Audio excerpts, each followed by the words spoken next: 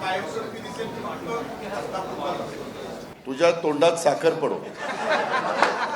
पवारच्या हातीला फ्लेक्सवरती दिसतोय, हा कायमस्वरूपी दिसेल की फक्त हस्तांतरित झाला? तुझ्या तोंडात साखर पडो. एकतर तुमच्या भ्रष्टाचाराचे आरोप भाजपने केलेले आहेत आणि आता तुम्ही भाजपवरती भ्रष्टाचाराचे आरोप करता. मग सरकारमध्ये राहताय कशाला? कशा करता राहताय सरकारमध्ये? या शरद पवारांबरोबर परत. आता तुम्ही युती केलेलीच आहे पिंपरी चिंचवड आणि पुण्यामध्ये.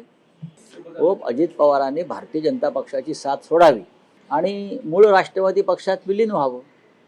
अमित शहानं दिलेला पक्ष त्यांच्या हातात तो मूळ राष्ट्रवादी नाही हे त्यांनाही माहिती आहे. दोन्ही पवारांच्या पक्षांनी विलिनीकरण झालं पाहिजे. मी असं मत नाही व्यक्त केलं. तुम्ही मला प्रश्न विचारा. अजित पवार भारतीय जनता पक्षाच्या विरोधात जी भूमिका घेत आहेत, त्यांच्या भ्रष्टाचाराविरुद्ध भूमिका घेत आहेत आणि त्यानंतर अजित पवार आणि शरद पवार हे एकत्र निवडणूक लढत आहेत. त्यांचा मार्ग बदललेला दिसतो हे माझं म्हणणं आहे. हा जर मार्ग बदललेला असेल तर त्यांनी भारतीय जनता पक्षाची साथ सोडावी.